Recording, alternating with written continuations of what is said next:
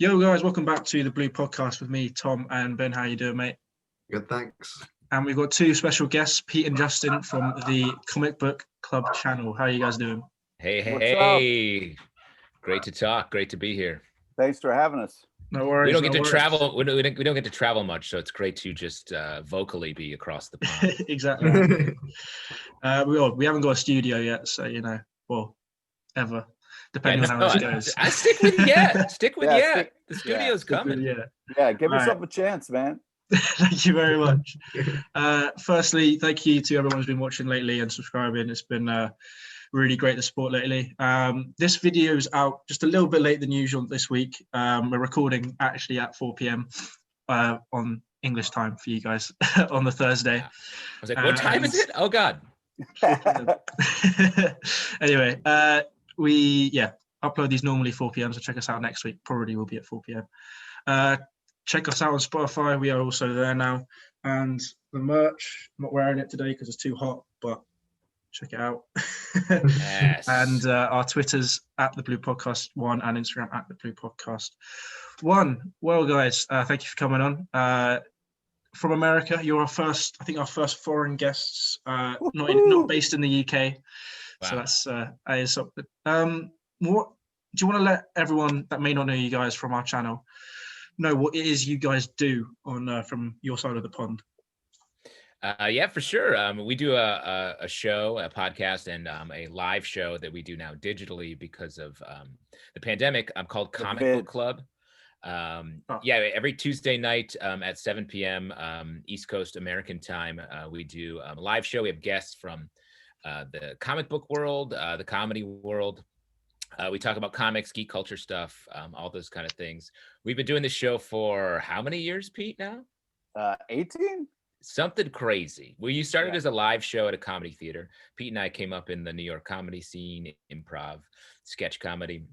Started doing it so long ago then when our third host, Alex, saw us all carrying comic book bags. And we're like, hey, nerd, you want to do a show about this stuff? And we started doing it, and it's just snowballed from there. We've done gone to a bunch of Comic-Cons and done interviews there. We done YouTube reviews for comics, and now we're in this live show podcasting phase, which is great. Yeah, we've done everything from cruise ships to Comic-Cons to basement shows. It's been quite a ride, but the thing that brought us together was a love of comic books. Fair enough. Well, the reason we've got you guys on is I'm not sure many of our viewers will know. I'm a bit of a nerd when it comes to comics. Good for you. I have plenty, but I thought it'd be interesting to get kind of. We normally talk about sports, F1, football, soccer from you guys. Yeah. And I thought, let's mix it up one week and talk about something else. Like F1's my interest. Yes. So this is Tom's interest, really. So this is like a revenge podcast. Where it's like, hey, you know what? I'm sick of F1. We've done like 4 F1 podcasts now, so I think it was about time. And the cars are just going really fast for really short distances. Like, we get it. We get what's happening. We do. I think there's a big crossover with football and comics, so we're glad to be here. Yeah. I should have looked that up actually. I would have been interested if there was because last week we did a podcast with some F1 YouTubers, and we tried to find times that F1 and football crossed over. I've done some research into when comics and football crossed over. Comics and F1. I'm trying to think. I know in Iron Man 2, I think they're at an F1 race in the movie. Yes, Iron Man 2. They're at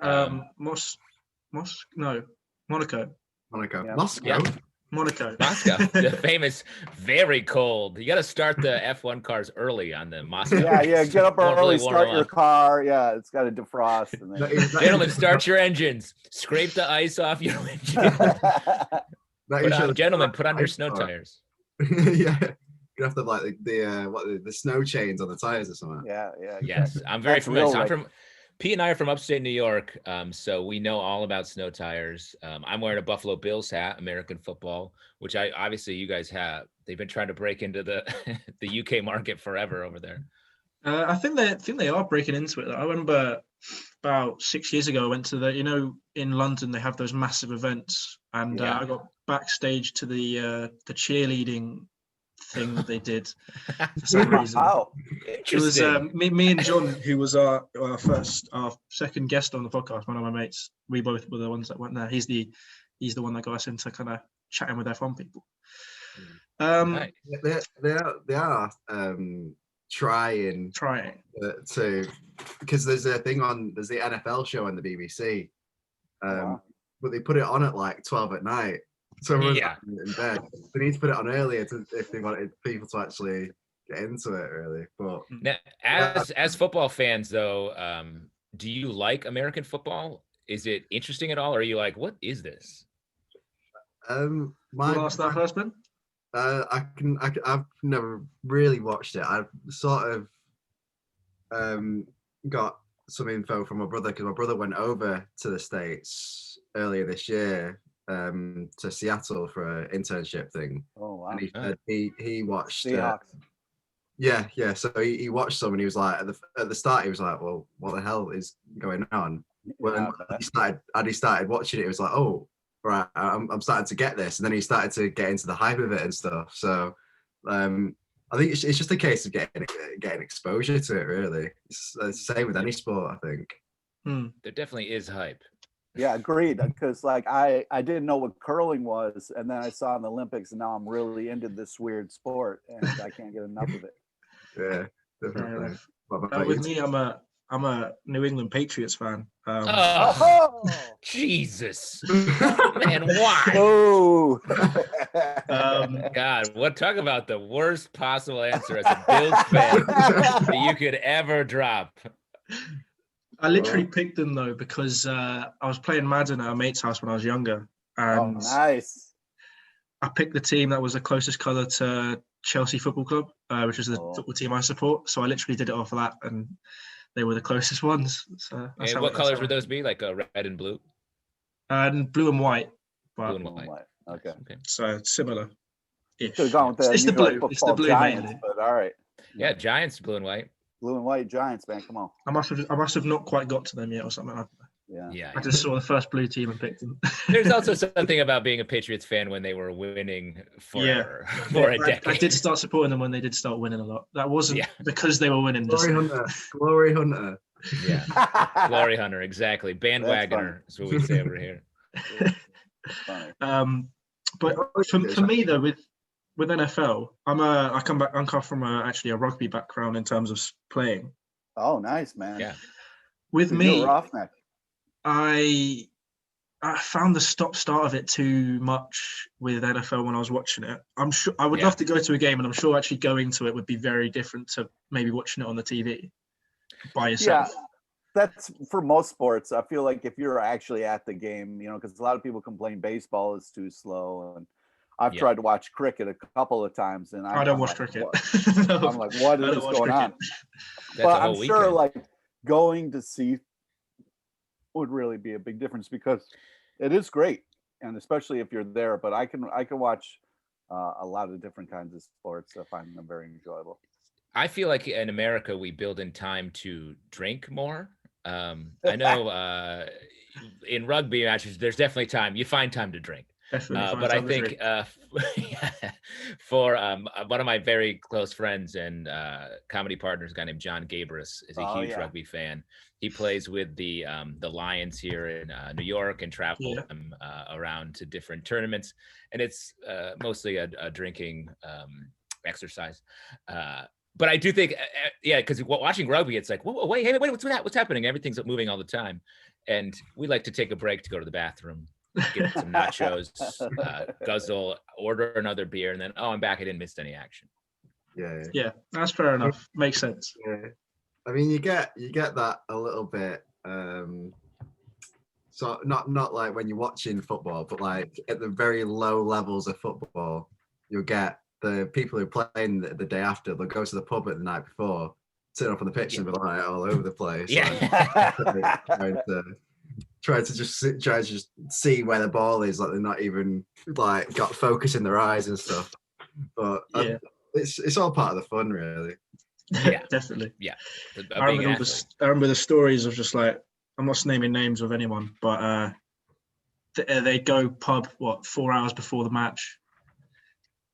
That means they're about 6 to 8 pints down before the match starts. Then 2 pints at half time. By the time the 8th game ends, you're going wild, and then you finish off probably in a gutter somewhere. So yeah, it's good fun. Anyway, Yeah. Is that That- you? Impressive. Is that you? Oh, no, it's yeah, not me. that- No, I was too young. I only turned 18 2 years ago. So I haven't Oh quite been able man, to do that yet. cherish it, cherish it. Wow, old man Pete. See, that's where you guys get sports right. Is like you just incorporate the athleticism with the drinking.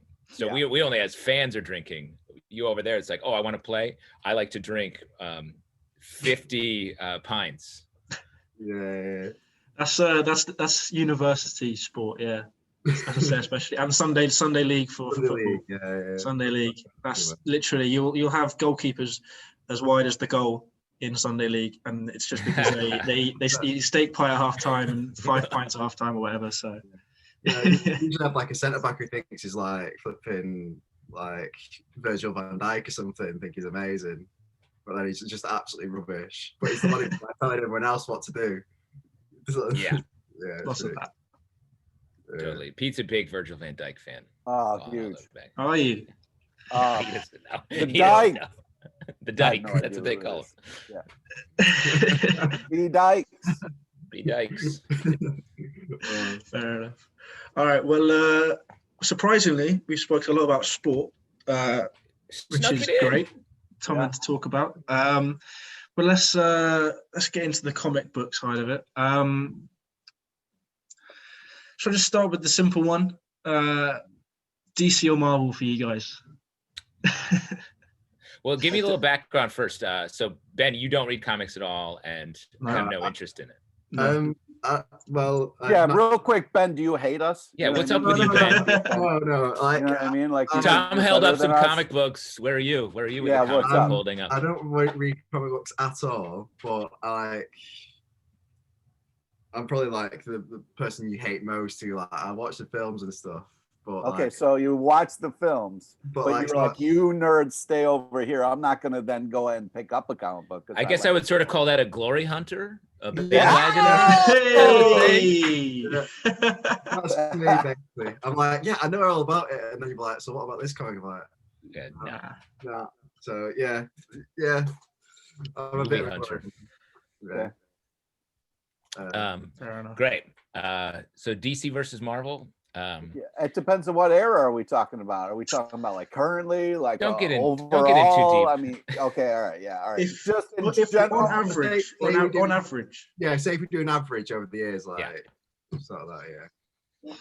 I mean, I don't want to throw shade on DC because I really enjoy a lot of their titles, but I think there's more Marvel books maybe that I do buy. But I got no hate for DC. I love a lot of what they're doing. So I'm mad at them. It's just if I look through my stack every week, it's probably leaning a little bit more Marvel. Although recently what they're doing with the X-Men, nah, thanks. I guess you hate Batman, Pete. Is that what you're saying? No, how dare You're like you. basically saying fuck Batman. No, You hate Batman. I can't believe you're saying this right now. I'm not. I don't know why you're trying to get me to say that, but I'm not going to do it. It Why don't sounds you a lot answer the like it. You're question? like, I don't read that shit. Batman should have died along with his parents. it- It's like it's Is crazy. there some kind of like filter that's on your end that you're hearing the opposite of what I'm saying? Yeah, maybe I'm getting this bouncing off of the UK and back or something because it Yeah, sounds like you're yeah. saying you hate Batman. No, that's not what I'm saying. Why don't you go ahead and answer the question? It says If stalling.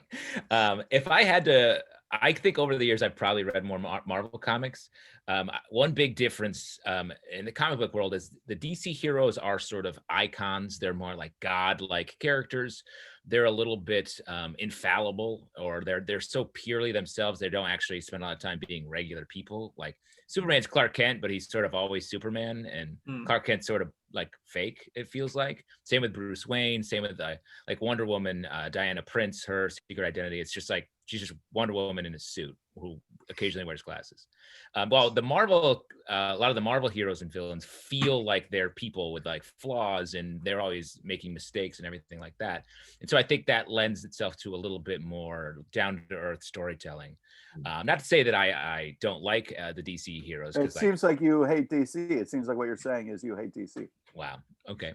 Yeah, I do. I hate all of those people. I don't think they are doing the right. Not my heroes, but also it translates to the movies a bit, because the DC movies have been.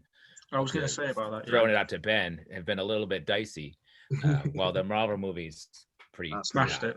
Yeah, I mean, you have to say. Would you say that? I mean, like with the Marvel movies, they've been almost perfect with them compared to DC, which have just kind of.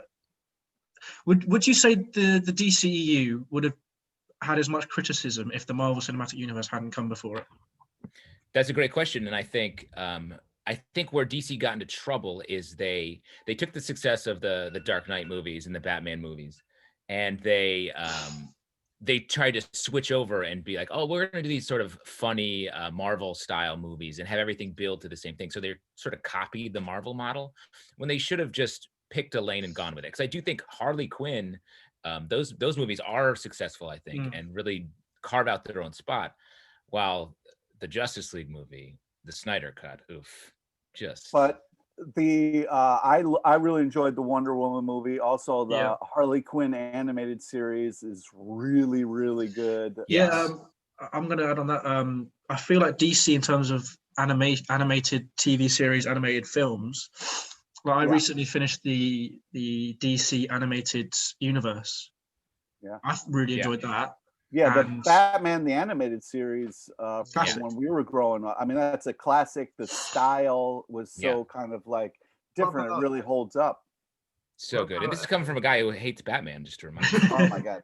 What were you saying, sorry. Ben? Sorry? Yeah, Ben, what were you saying? Yeah, I remember when I was a kid seeing the Spider-Man animated thing, and I always remember this one episode, and he's I think it's fighting Green Goblin, and he gets into this yellow submarine, I think, and I remember it vividly, and I loved the Spider-Man animated series when I was a kid. I think I saw something about Spider-Man. It's like he makes more money than nearly all the other comic book people combined.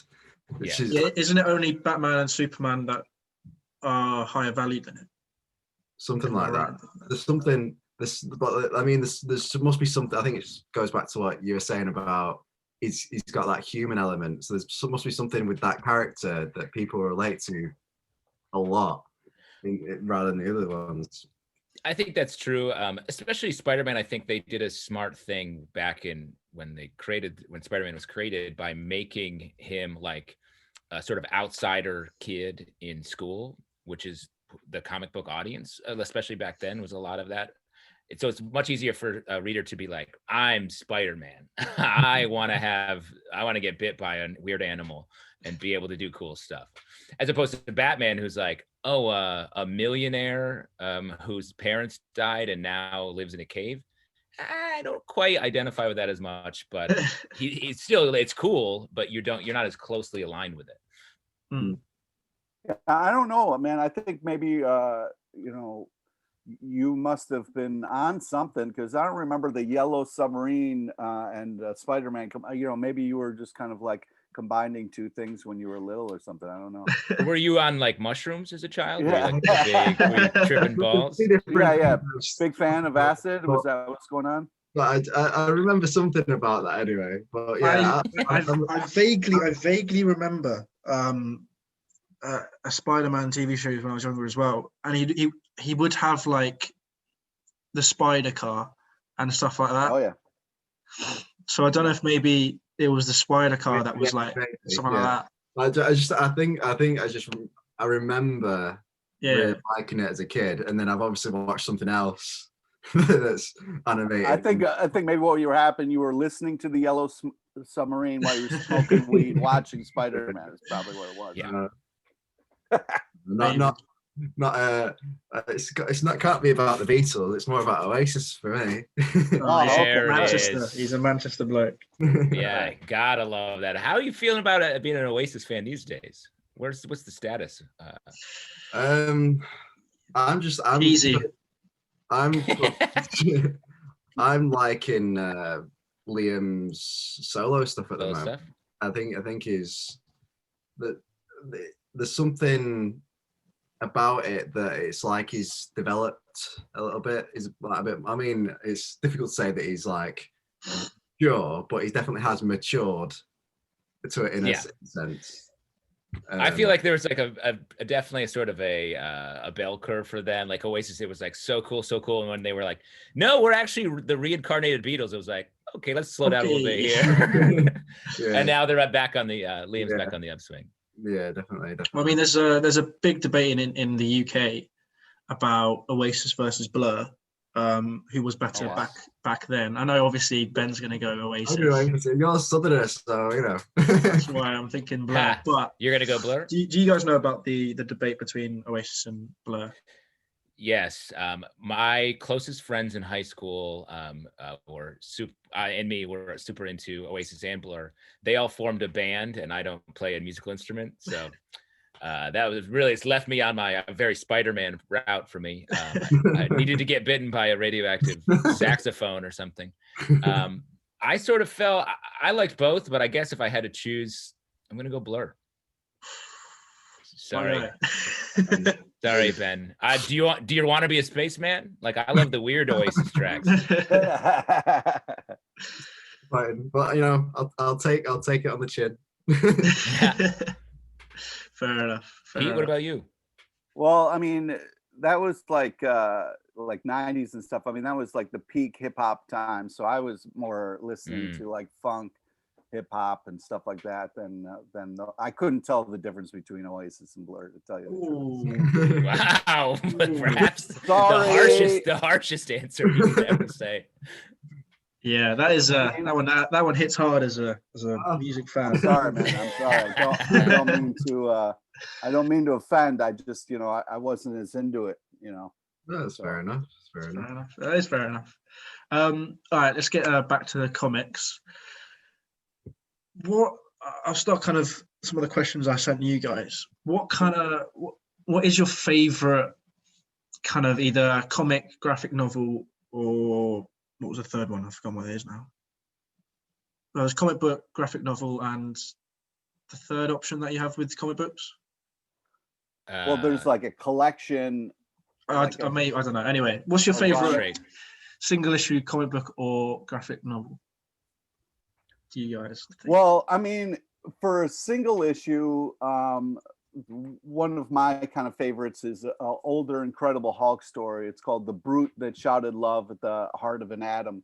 And it was about how Hulk got shrunk down and had to kind of like fight his way back to getting big. And it was just one of those kind of like crazy stories that kind of would fit comic books.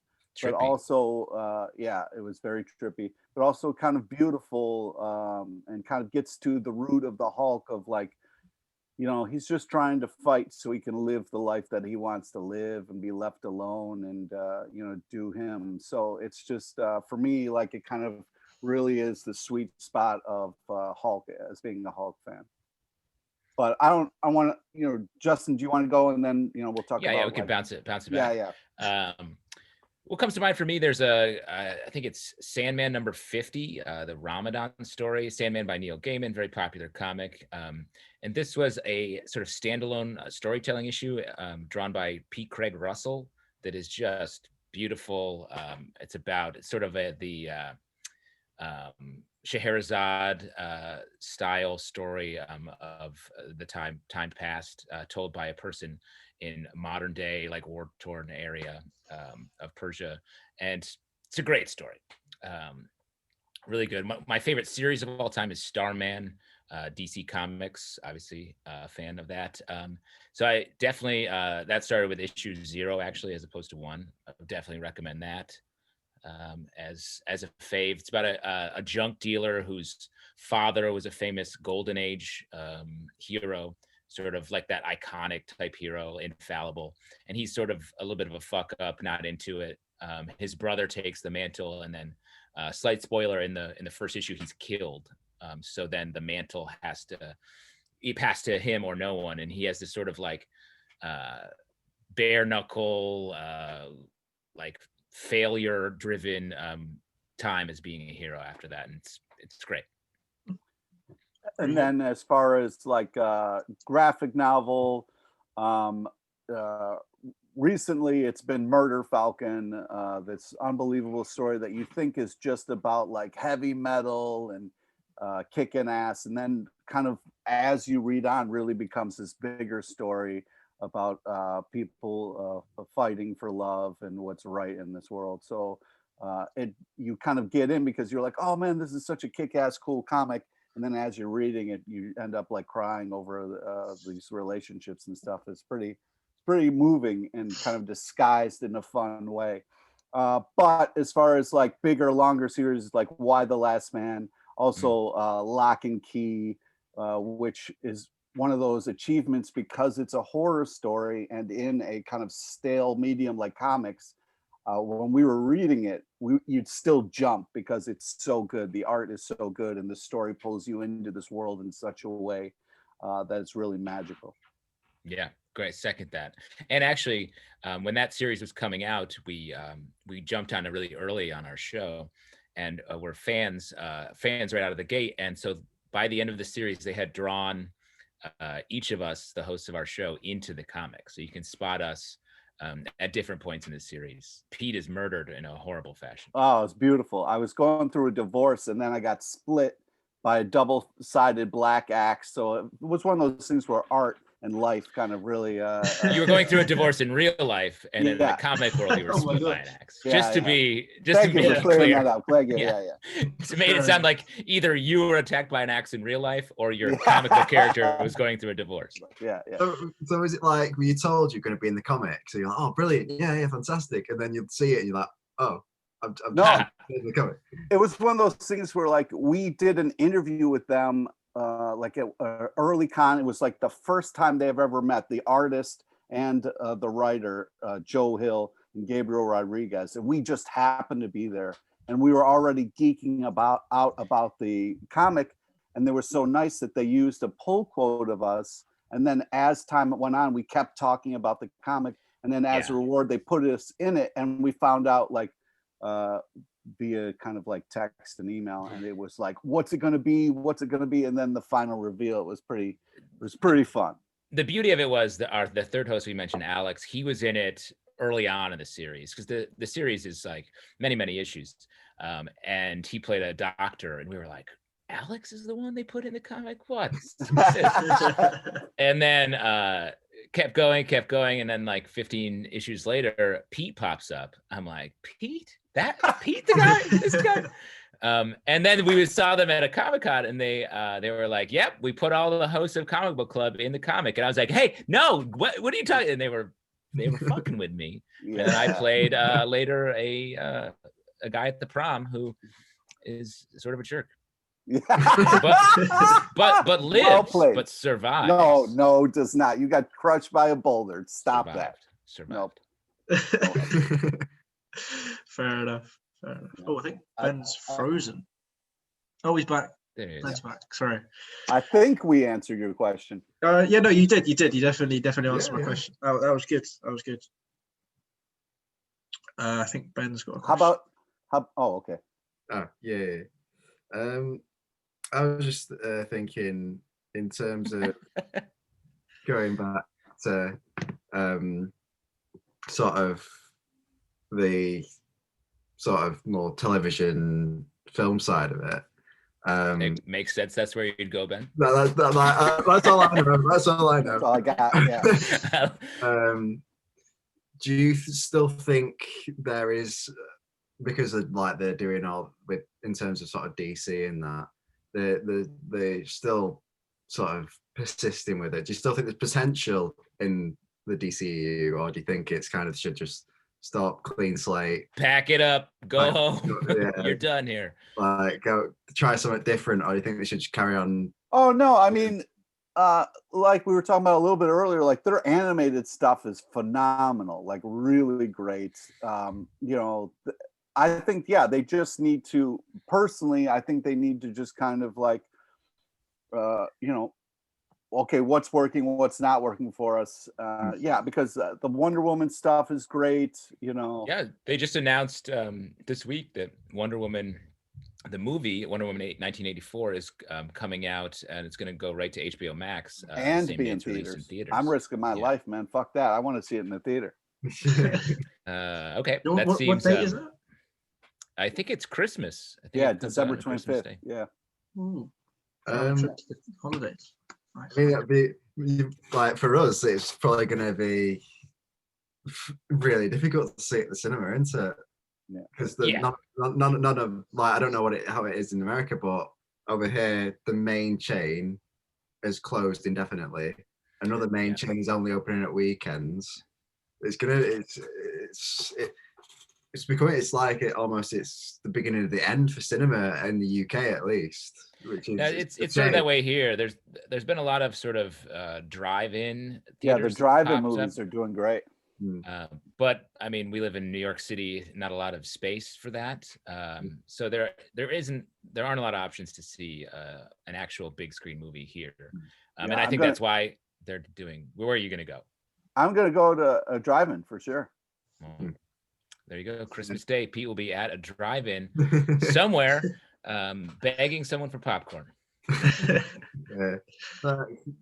There is definitely a difference between seeing it just on your TV and seeing it in the cinema, because I think in terms of like the director and the writers, they're not thinking in terms of a TV screen, they're thinking big screen. Their vision is on the big screen, so you won't be able to appreciate it. Well, it's like in Tenet, which I saw recently in the cinema. Fantastic. They had the sound. So normally the sound in a movie, they give it at like 6, I think it is. They say put it at sound level 6. But Tenet, the description was put it at sound level 7. So everything was so much louder in the cinema. And obviously you wouldn't get that at home. Yeah. No. Yeah. The director have done specifically for a cinema audience. Yeah. Though I would say, like, I think the best way to watch Justice League is on like an Apple Watch, or just like keep it small. There were some good parts in it. I liked the Batman, going to find Aquaman. Don't try to suck up to Batman because you've already insulted Batman by hating him. Batman's not here. I like that. So I heard you talk to Fish. I thought that was a funny line. Yeah. One funny line. Classic Batman. Super hilarious comedian. Yeah, probably not in the scheme of things normally that funny. I mean, he has his moments in the comics, I guess. And the animated series, I think he is funny. It's just now he Christopher Nolan sing in the animated sings. Yeah. Christopher Nolan, who did Tenet, has sort of left his mark on Batman by making it this very self-serious thing, and it's hard to go back from that. So are you not really a fan of the Dark Knight trilogy then, or? I like it. I mean, it's good for what it is. I think the third one, I was like, what? There's so much going on in the third movie that I thought it got a little bit out of hand. But I mean, the second movie, The Dark Knight, is so good. Yeah. I mean, Heath Ledger. I mean, come on. Yeah. He somehow pulled off having a movie with like 7 acts in it, and it still like pretty much flowed and worked and wasn't like wildly overdone. I loved all 3 of them. Same. Yeah, I loved those movies when they came out. I think I've watched all of them, minimum all of them 4 times, and then obviously I think it's the second and first one. Well, first one about God knows, the second one even more probably. Yeah, I remember. So in Manchester, have you been to the Printworks, Tom? No. Anyway, so in Manchester, there's this place called the Printworks, which is like an old factory, but now there's like a cinema, restaurant, blah blah blah. and you walk in, you can still see the rails where like the that's cars awesome. went and all that sort of stuff. Wow. And me and my brother we were going to watch The Amazing Spider-Man 1 Wow. and didn't realize that The Dark Knight Rises was out on that day, I think.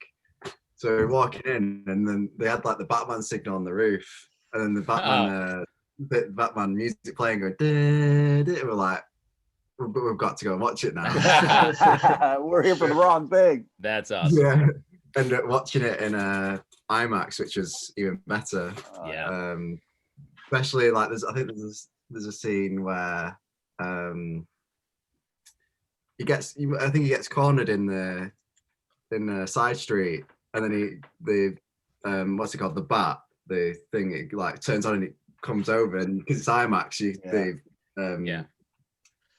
what's it, the speakers like transition through, and it's fantastic. Yeah, I think maybe Pete and I saw it together, actually. Saw The Dark Knight in IMAX. Yeah. And man, so cool to see it. Yeah.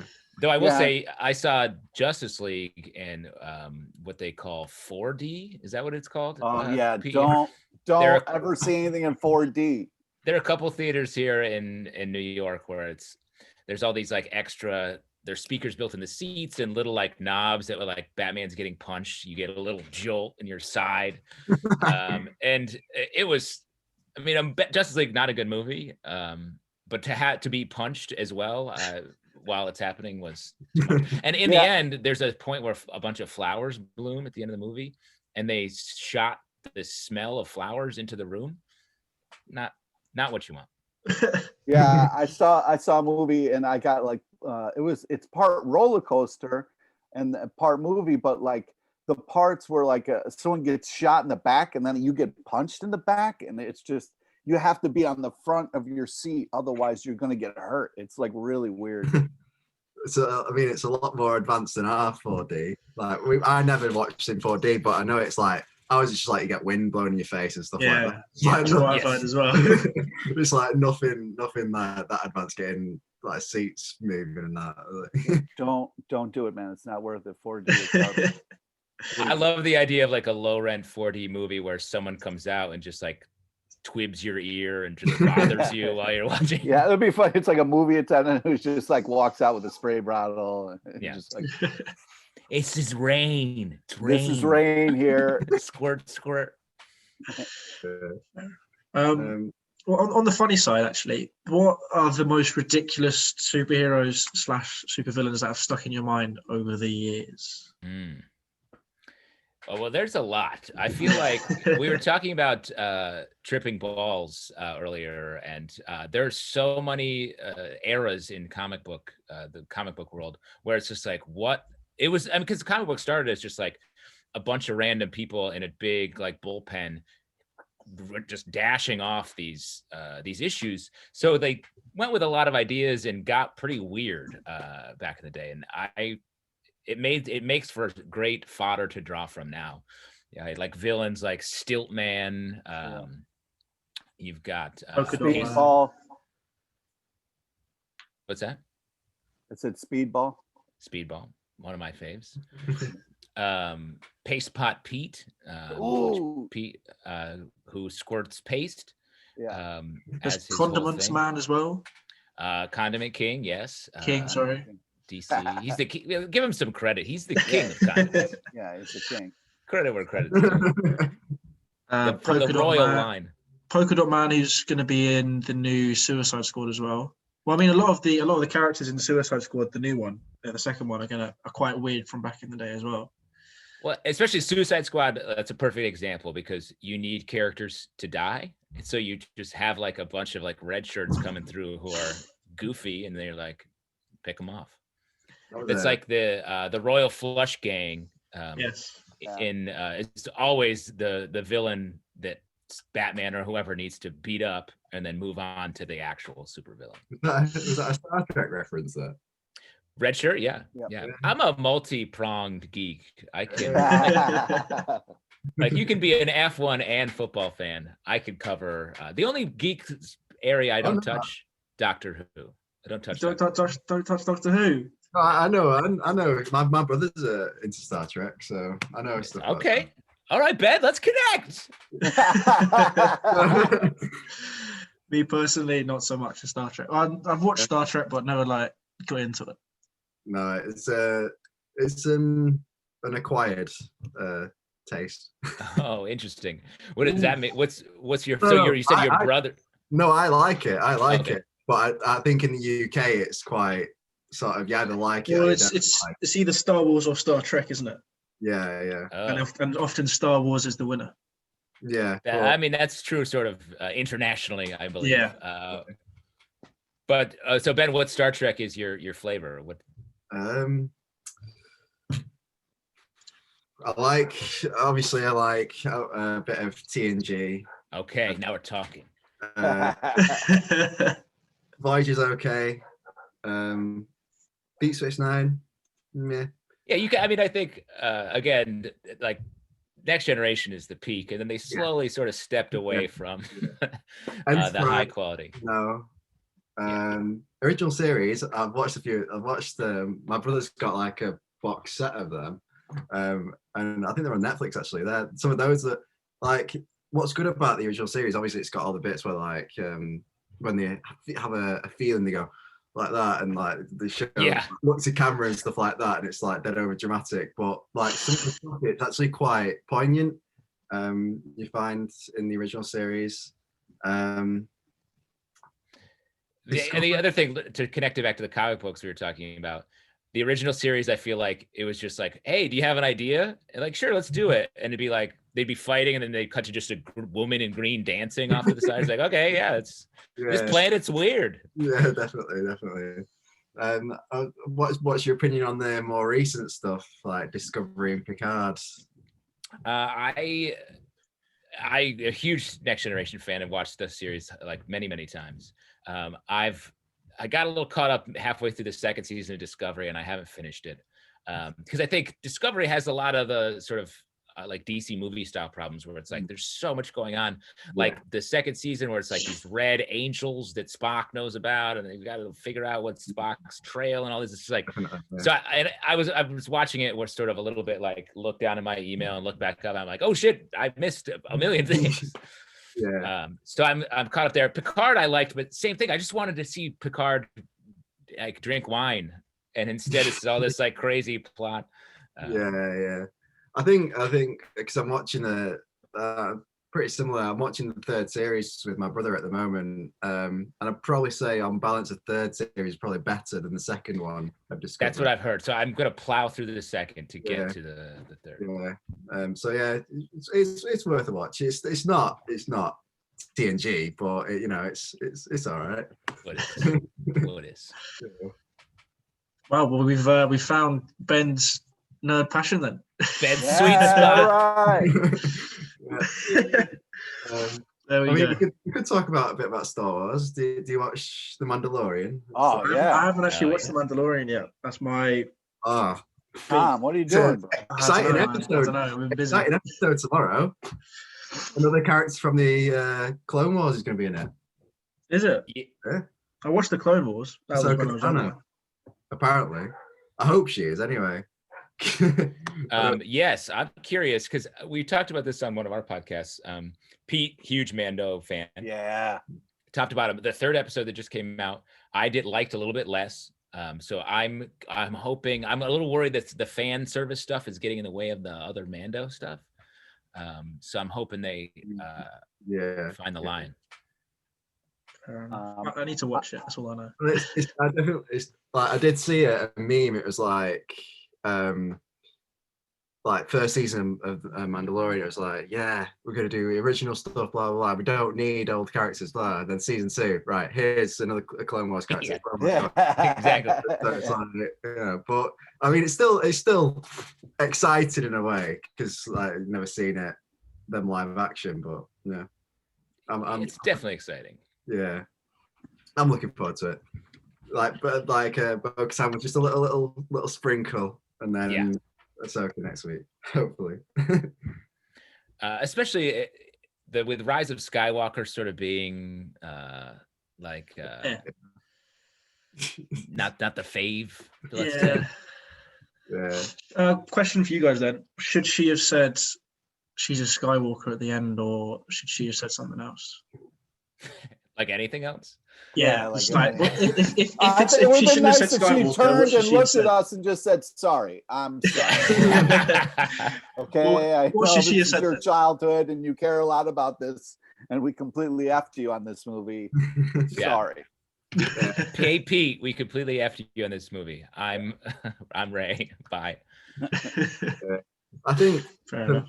yeah, for me, I think she, because I saw something about they had like many different ideas for her heritage and that, and she was going to be a Kenobi at one point, and I think that would have been better.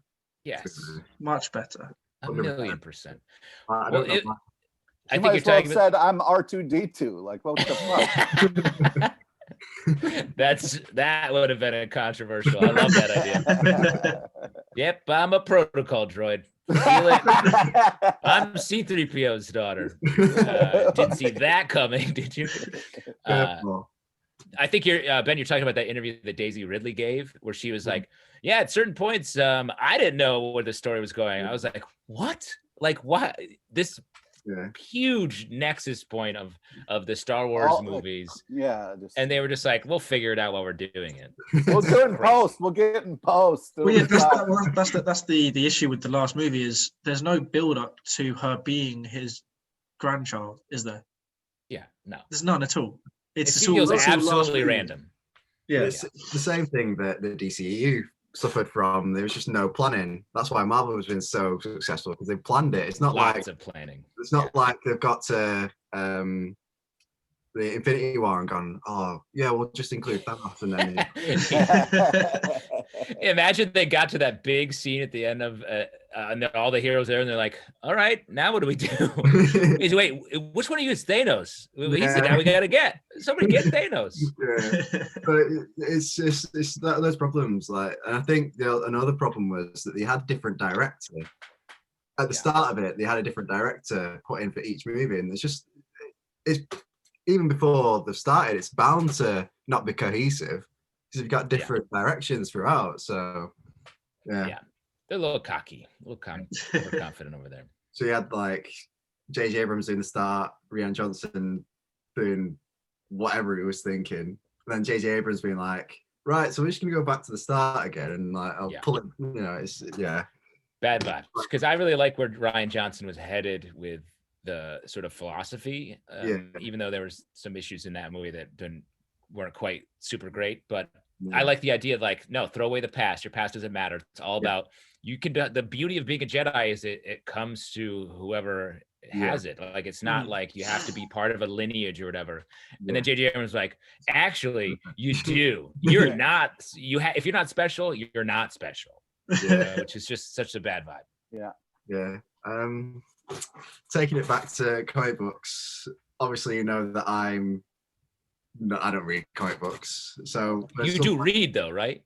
It's just you don't read comic books. Yeah. Okay, good. Yeah, you also don't have to be so proud of yourself when you say that. You know what I mean? I don't read comic books. There you go.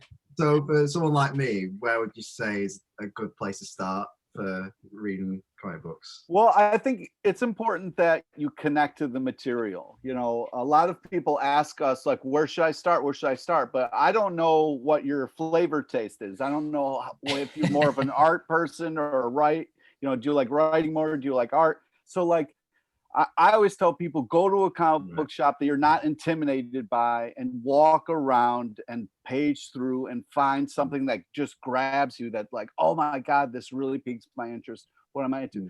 Since you're into Star Trek stuff a little bit, you know, maybe start with some space stuff that you might like. I mean, I'm into like mainly because my brother into Star Trek and Star Wars and like the main, like I guess you call it the mainstream stuff, because I've not Guardians of the Galaxy recently has been unbelievable. Very Star Wars-y. Yeah, and that's Star Wars-y, and also, you know, the movies were fantastic. So you could kind of like, could be a good place to start as well for you.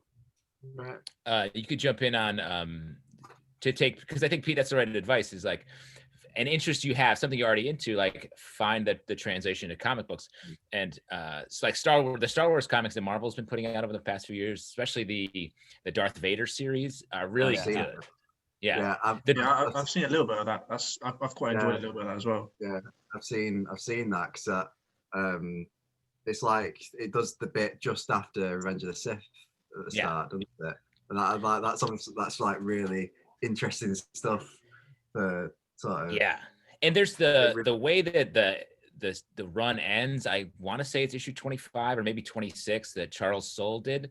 The Darth Vader, it really, Darth Vader goes on sort of this like mystical journey kind of a thing. And it really informs a lot of the character for even the movies and stuff. So it actually is like, it really broadens out Darth Vader as a character. So I would definitely just, even that standalone issue is really cool and worth reading. But for mainstream stuff like space opera, I think Guardians of the Galaxy is really good. Green Lantern is fun. It sort of has the new one, Far Sector, that's out right now is like so creative and beautiful. Really pulls you into this kind of magical world. Written by N.K. Jemisin, the novelist. What else on the Marvel side? Trying to think of something in that world. I mean, Guardians of the Galaxy is a good start. I don't want to pin you into just space stuff. You like Earth stuff too, right? Would the Thor series I just finished recently be any good, do you think? Yeah. Which one did you just spacey? Hasn't he just turned into his ulterior personality? Yes. Yeah. That issue was great. I've read that one. That was nuts. Donny Cates has just took over sort of recently, and it's Thor as he fought Galactus and beat him, and then Thor has a secret identity, or did back in the day, named Dr. Robert Blake, I think is his name. Yeah, Dr. Blake. Dr. Blake, and he would tap his walking stick and become Thor, and Thor just hasn't transformed back into the Doctor in like years.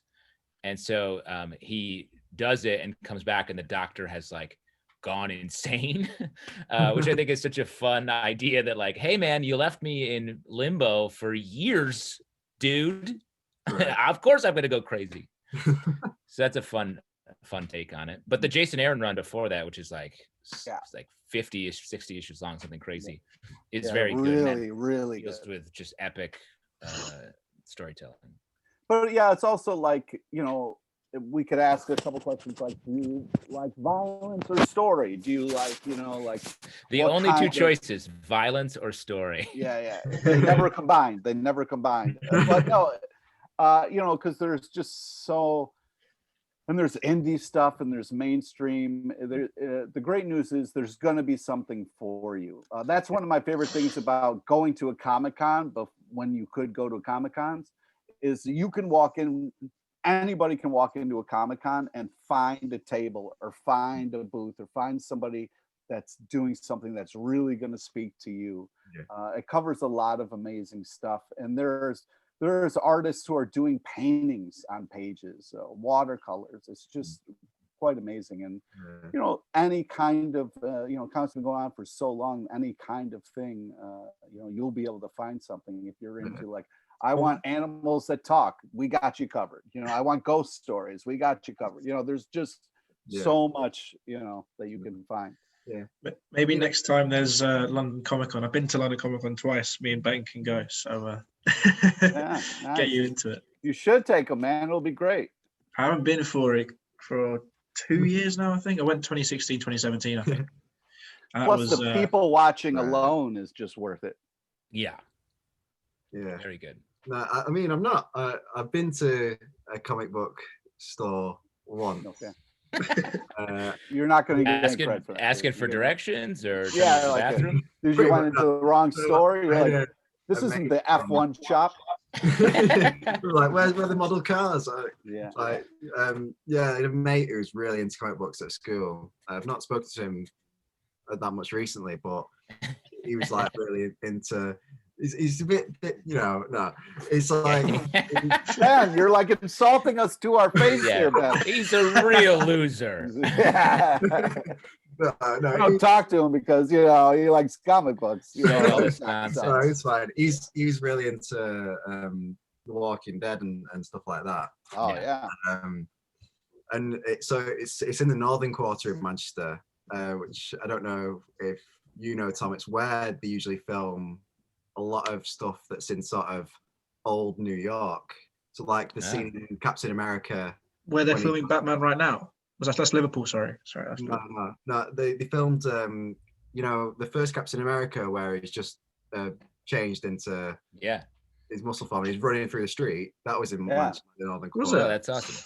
And I think Morbius, the new one coming out, that was filmed in the northern quarter. So it Oh, interesting.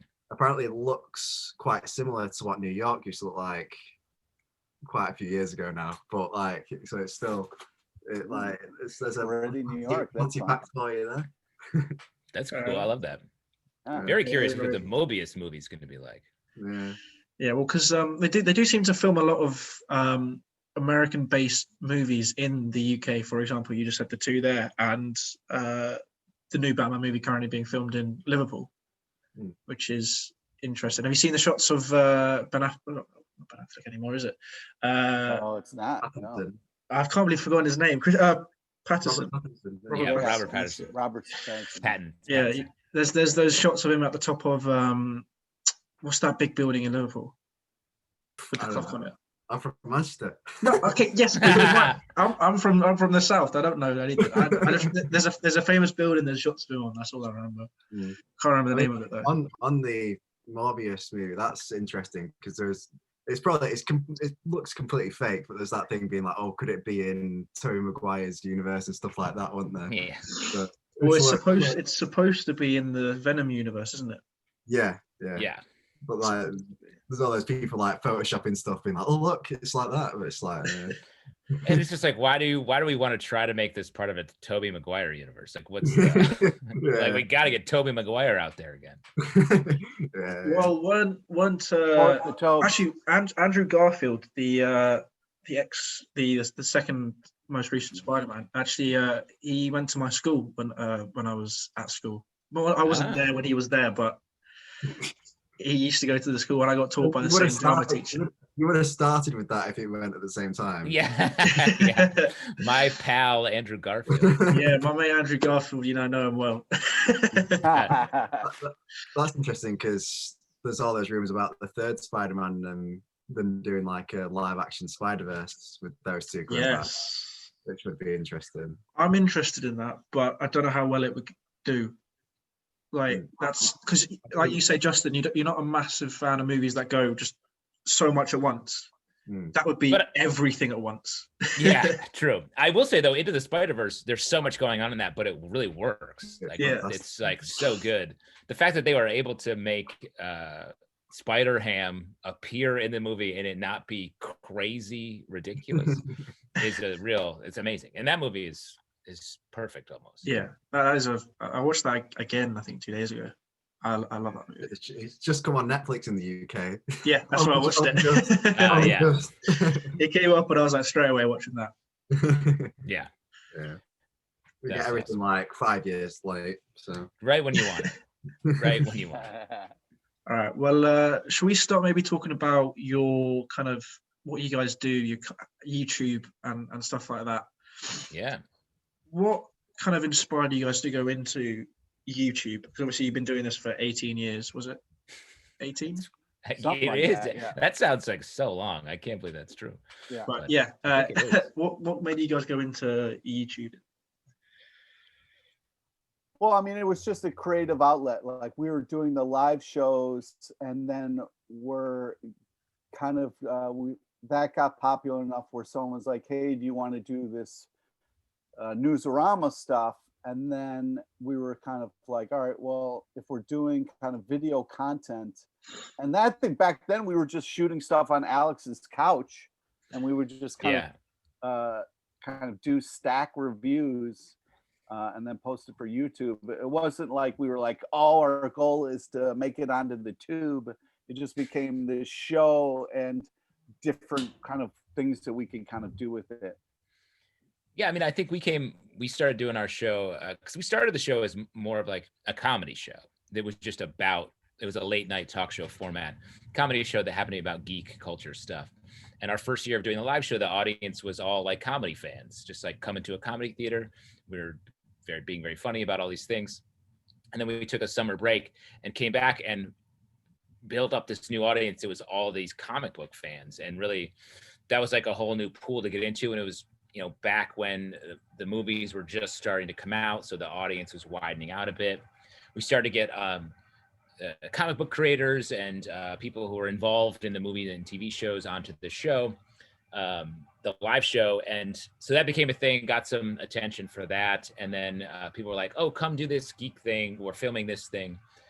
And we got involved in different, this thing called the Pulp Secret Report we did, and the Stack, different iterations of our show on, what was it called? Next New Networks was this production company.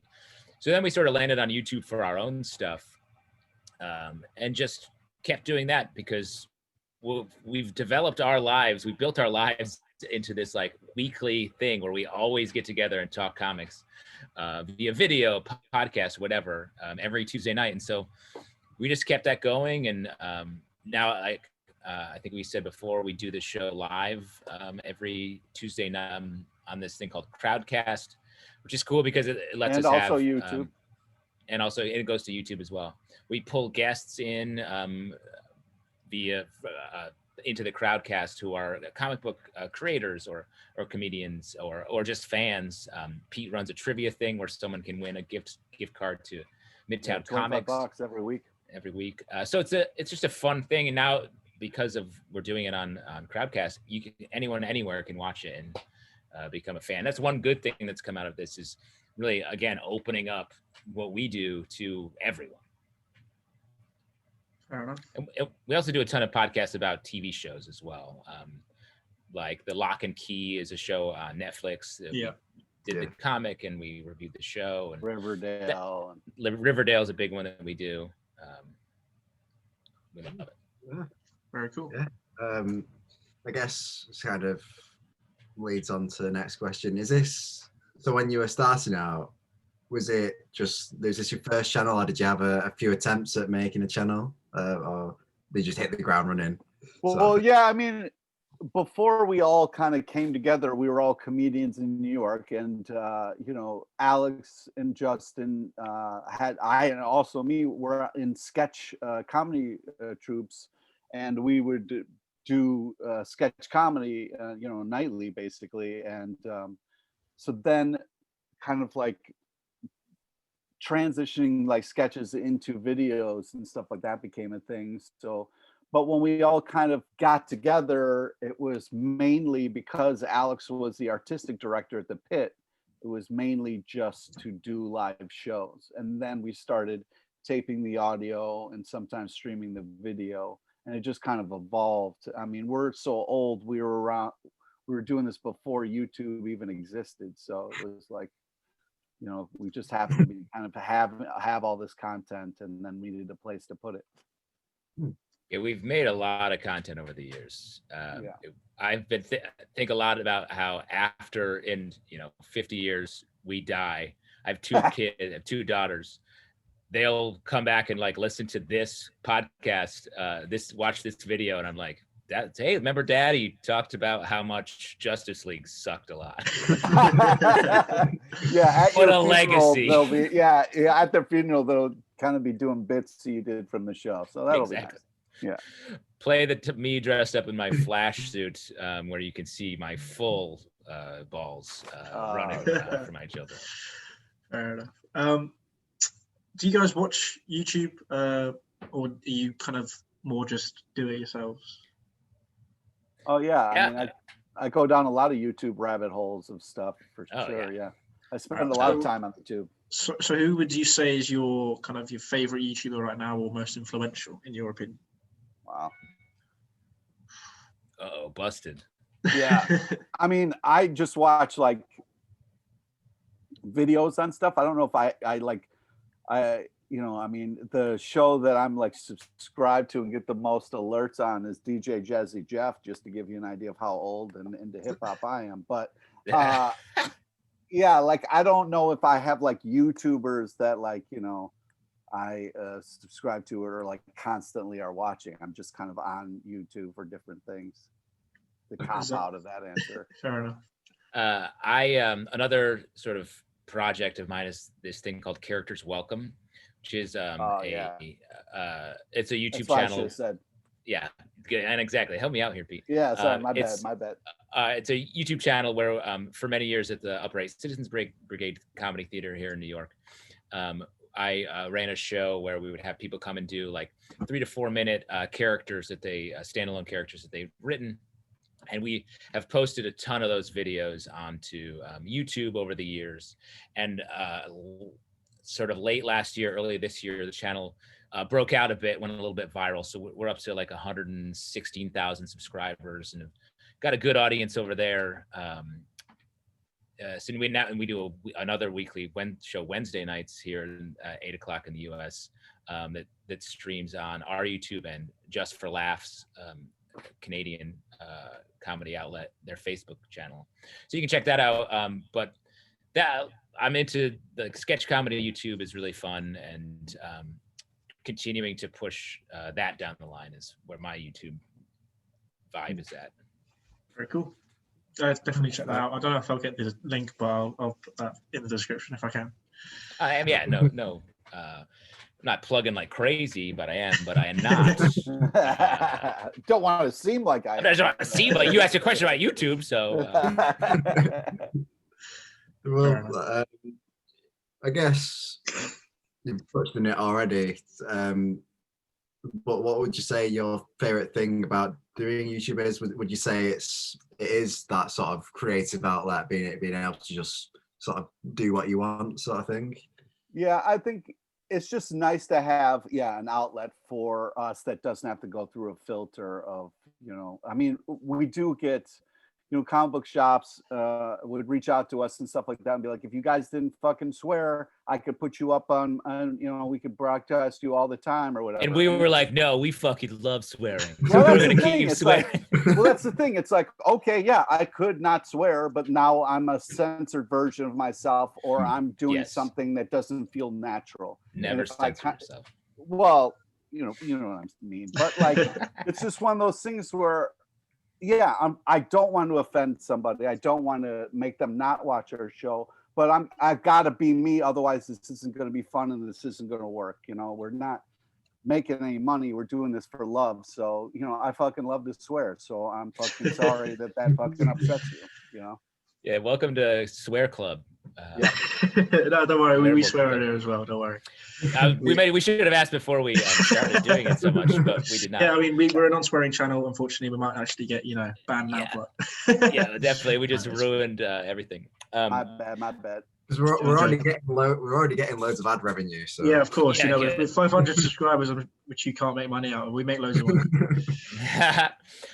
For me, I kind of like Pete was saying, coming up in sketch comedy, we were like, we wanted to make careers in out of our lives in TV and film and everything. So it was like, let's film this sketch that we really like, and we would post. There were like very like proto YouTube places to post stuff, but nothing really happening.